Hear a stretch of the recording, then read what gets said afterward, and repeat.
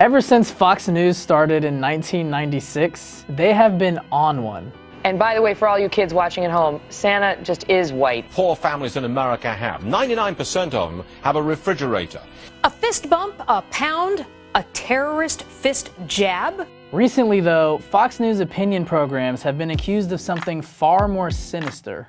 How precisely is diversity our strength? Can you think, for example, of other institutions, such as, I don't know, marriage or military units, in which the less people have in common, the more cohesive they are? Diversity of the kind we're all supposed to be celebrating, whether it's religious, or racial, or linguistic, or cultural, all of that, they are sources of tension and conflict.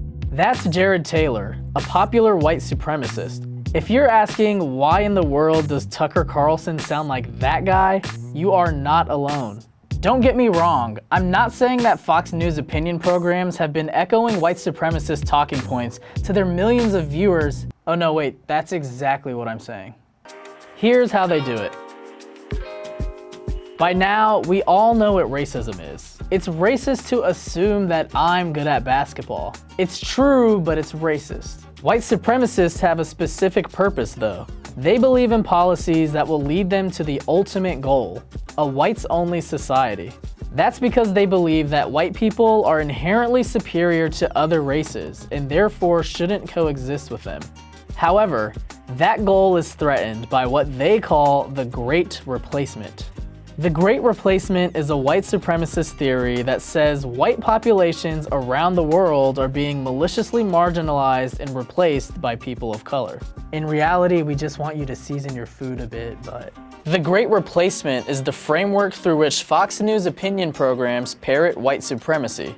It's an ideology that is deployed with a lot of fear. Christina Lopez is the Deputy Director of Extremism at Media Matters. There's a lot of fear and victimization behind it. You know, they convince audiences that every non-white population is a risk. But you see it a lot in Fox News and primetime, specifically with anti-immigrant segments.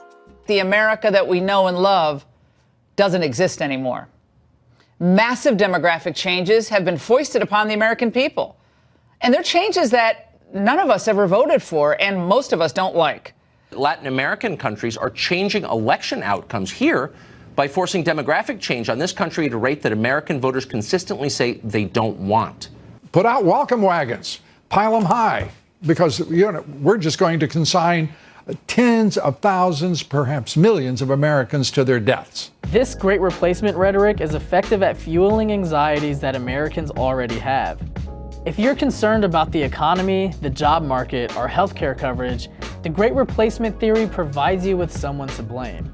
This has been incredibly successful with fear-mongers, right? You'll see Tucker Carlson talking about how, this town doesn't look the same as it used to look. In the year 2000, Hazleton was less than 2% Hispanic. Today, thanks to mass immigration, Hazleton is majority Hispanic. When it comes to Great Replacement rhetoric, Tucker Carlson has faced scrutiny before.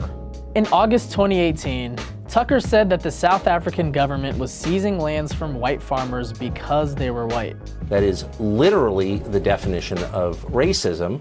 It's a talking point that until then lived only on extremely partisan platforms on the internet. Users on white supremacist platforms like Stormfront said South Africa was committing, quote, white genocide. In an investigation, the BBC found no proof that farmers were being killed at a higher rate than average citizens. And homicides where farmers were the victims were at a 19-year low. However, soon after Tucker's segment, the President of the United States tweeted that he was ordering Secretary of State Mike Pompeo to investigate these claims. He even tagged Tucker Carlson in the tweet. Erroneous white supremacist rhetoric echoed by Fox News made it to the ear of the President of the United States, influencing him to make it part of our government's day job. Can you hear me? To truly understand what's at stake here, there's one more place that the Great Replacement rhetoric is common. In October 2018, a mass shooting occurred at the Tree of Life Synagogue in Pittsburgh. Just before the attack, the shooter condemned a Jewish-run refugee charity, claiming that they bring in invaders that kill our people, which echoes a common Great Replacement narrative. In March 2019, another mass shooting occurred at 2 mosques in New Zealand, killing 49 people. Before that attack, the shooter wrote a manifesto. Its title, The Great Replacement. Fox News did not influence these attacks, but it's concerning that rhetoric associated with extremist concepts like the Great Replacement can be heard on air. I reached out to Fox News with my argument, and they provided me with 2 statements. We will not allow voices like Laura Ingraham, Lou Dobbs, or Tucker Carlson to be censored by agenda-driven intimidation efforts from the intolerant partisan activists like Media Matters, whose only goal is to silence conservative thought they don't agree with. And through a spokesperson, Laura Ingraham said, "My comments were based on research published in the Washington Post on immigration and America's changing demographics. Attempts by left-wing media outlets to attribute nefarious motives to my remarks speaks to their intolerance and bias, not mine."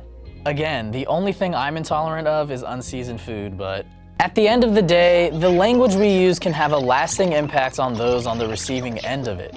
It cannot be the case that this kind of rhetoric has this much influence.